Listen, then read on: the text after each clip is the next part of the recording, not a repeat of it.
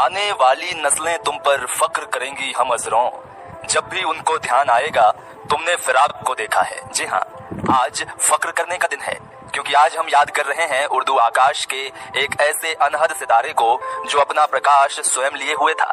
जाहिर है ऐसी शायरी वही कह सकता है जिसको खुद पर बेहद यकीन हो कि वो दिग्गजों में आता है और आने वाली कई पीढ़ियां उनके नाम को इज्जत के साथ लेती रहेगी। फिराक गोरखपुरी का असली नाम रघुपति सहाय था।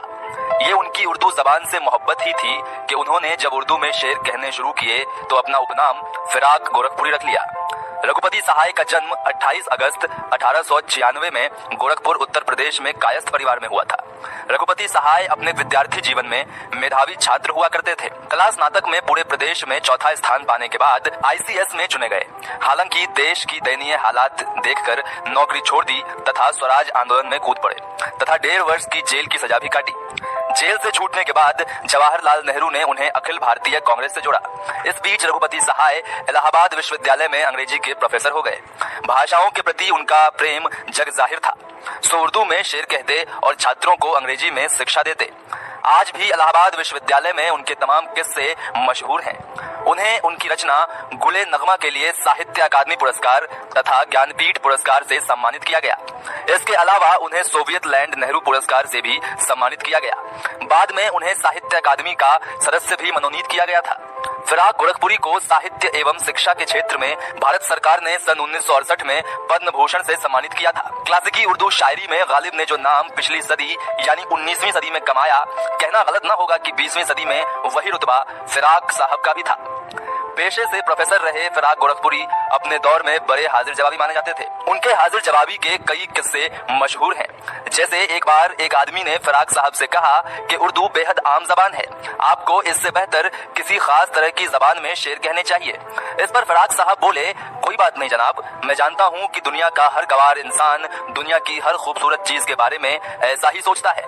इसके बाद वो आदमी अपनी बगले झांकने लगा। और एक किस्सा सुनिए। एक बार एक आदमी फिराक साहब से मिलने आया। ये आदमी अतीत की चीजों को संजोने में विश्वास करता था और अतीत के गौरव गान में ही डूबा रहता था। सो उसने फिराक साहब से कहा कि फिराक साहब, बीते दिनों मेरे घर के अहाते में खुदाई हुई और उसमें से कोई तारनुमा चीज निकली जो कि हजारों साल पुरानी लग रही थी, जिससे पता चलता है कि हमारे देश में हजारों साल पहले भी बिजली का चलन था।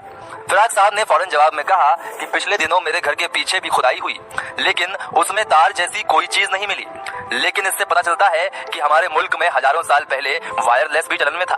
वो आदमी अवाक रह गया। एक बार हमारे दौर के दिग्गज कवि डॉक्टर कुमार विश्वास ने जागरण के माध्यम से कहा था कि पूरी दुनिया में फिराक गोरखपुरी हिंदी व उर्दू शायरी से लोगों को मोहब्बत है।